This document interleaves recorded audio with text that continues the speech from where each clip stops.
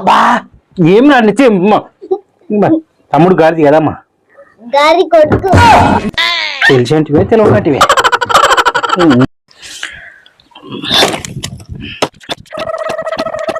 Friends, ఇట్లా ఎన్ని దెబ్బలు కొట్టినా కట్టే ఇరిగినప్పుడు మా తాత ఓ మంచి టెక్నిక్ చెప్పిండు. అదేందో తెలుసా? ఇంకో దెబ్బ ఏమన్నాడు. అయినా ఇరగకపోతే ఇంకో దెబ్బ.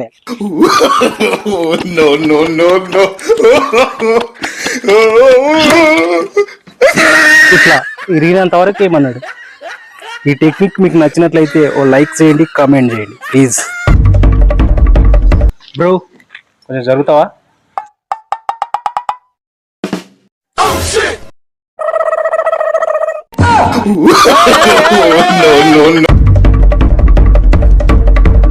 అటు కిందికి వెళ్ళు. ఓకే అన్న, రియల్ ఎస్టేట్ ప్లాట్లు వేస్తున్నారా? నాది ఒక ప్లాట్ రాసుకోండి అన్న. నీళ్ళు అటు కింద ఉంటాయి. పో, బాత్రూమ్ వచ్చిందంటే పోతా అంటే చెప్తున్నా.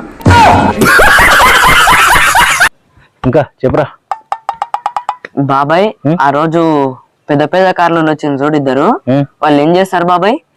వాళ్ళ ఒకడు బక్కగా పొడుగుంటాడు చూడు, వాడు రియల్ ఎస్టేట్ చేస్తాడు. వాడు పొట్టిగా లావుంటాడు చూడు, వాడు అంతా ఫేక్ ఎస్టేట్ చేస్తాడు. రియల్ ఎస్టేట్ అంటే తెలుసు కానీ ఫేక్ ఎస్టేట్ అంటే ఏంది? ఏంలే, రియల్ ఎస్టేట్ చేసేటోడు వేరే వాళ్ళ భూములు అమ్పించి కార్లు ప్లాట్లు కొన్నాడు. ఈ ఫేక్ ఎస్టేట్ చేసేటోడు వన్ భూమే కొద్ది కొద్దిగా అమ్మి కారు కొన్నాడు.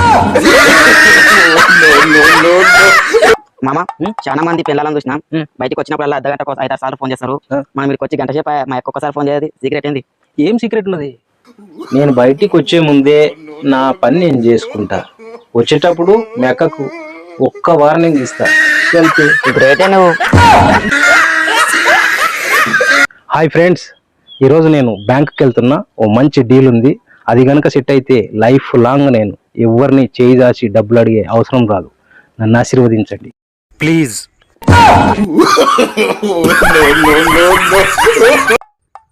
ఏమయ్య, వర్షం పడ్డందుకు ఇతనాలే ఏసుడు ఆపినావా? అవును, ఇంత కష్టపడి వ్యవసాయం చేస్తావు కదా, నీకేమొస్తుంది? ఎసం వస్తుంది. ఎసం చేస్తే ఎసమే వస్తుంది. చదువు వస్తుందా? మరి ఎట్లా వస్తున్నావు?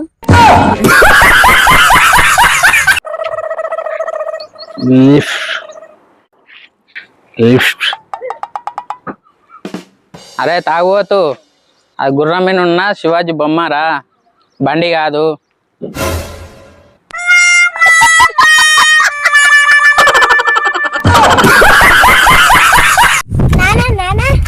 ఈరోజు మ్యామ్ అటెండెన్స్ తీసుకునేటప్పుడు ఇట్లా పేరు పిలవనే లేదు. ఎందుకు? ఎందుకంటే పిల్ల మా క్లాస్ కాదు.